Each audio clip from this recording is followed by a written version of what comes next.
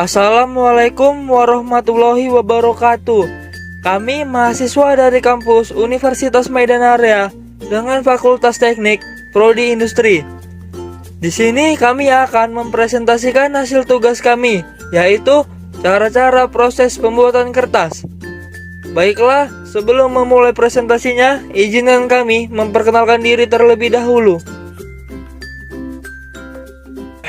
Perkenalkan, nama saya Agung Sutioso dengan NPM 2281500089. Perkenalkan, nama saya Adi Nugraha dengan NPM 2281500061. Perkenalkan, nama saya Penhidayat dengan NPM 2281500017. Perkenalkan, nama saya Wahyu Dayat dengan NPM 2281500033. Perkenalkan, nama saya Muhammad Fatwajdi, NPM 2281500031. Baiklah, di sini saya akan menjelaskan proses pembuatan kertas. Di dalam proses pembuatan kertas terdapat 3 proses, yang dimana proses pertama yaitu pulping, proses kedua paper making, dan proses yang ketiga finishing. Sini saya akan menjelaskan proses yang pertama yaitu pulping. Pulp adalah hasil pemisahan serat dari bahan baku berserat. Pulp dapat dibuat dari bahan kayu, non-kayu, dan kertas bekas. Adapun yang dari batang kayu, yang dimana setelah pohon dipanen, batang kayu yang dihasilkan kemudian dipindahkan ke pabrik pulp April. Batang kayu tersebut dimasukkan ke dalam debarking drum untuk menghilangkan kulit kayunya.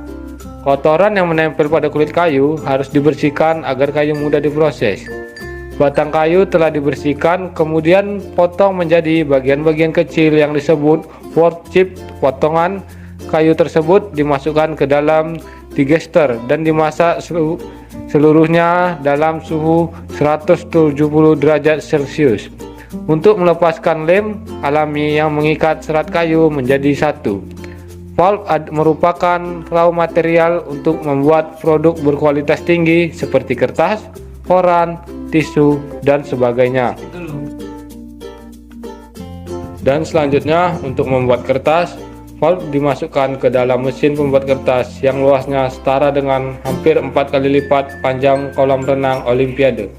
Pulp melewati mesin tersebut dengan kecepatan sekitar 90 km per jam dan dipanaskan untuk menghilangkan sisa air sebelum akhirnya diratakan menjadi lembaran kertas.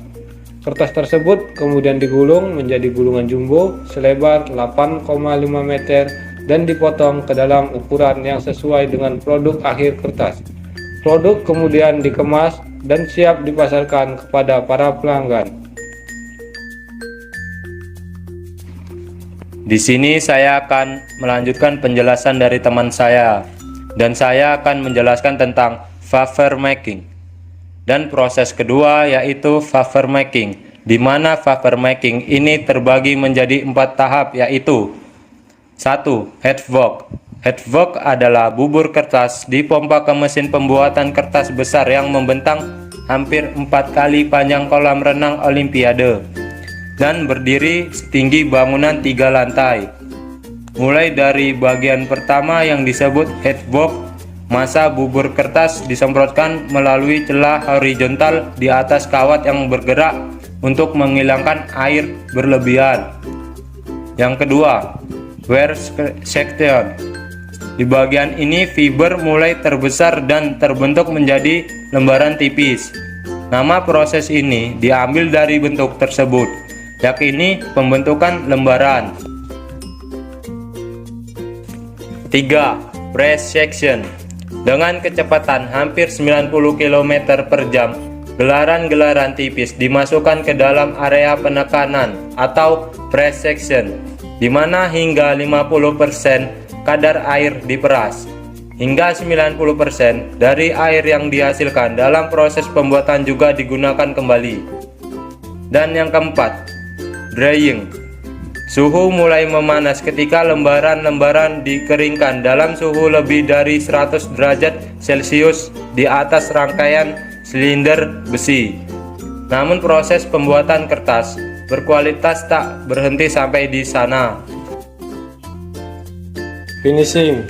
Terakhir finishing, di mana proses finishing terbagi menjadi dua yang terdiri dari converting dan packaging. Pertama, converting.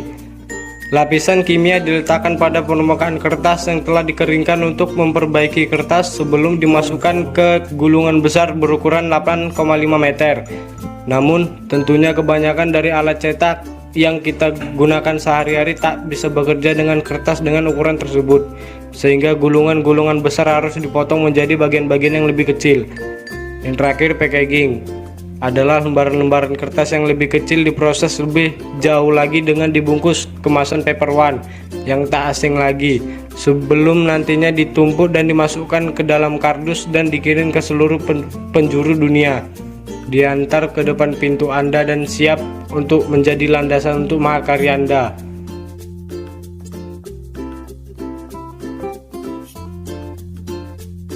Mungkin cukup sekian yang dapat kami sampaikan. Kami berharap hasil presentasi yang kami berikan bisa bermanfaat untuk semuanya.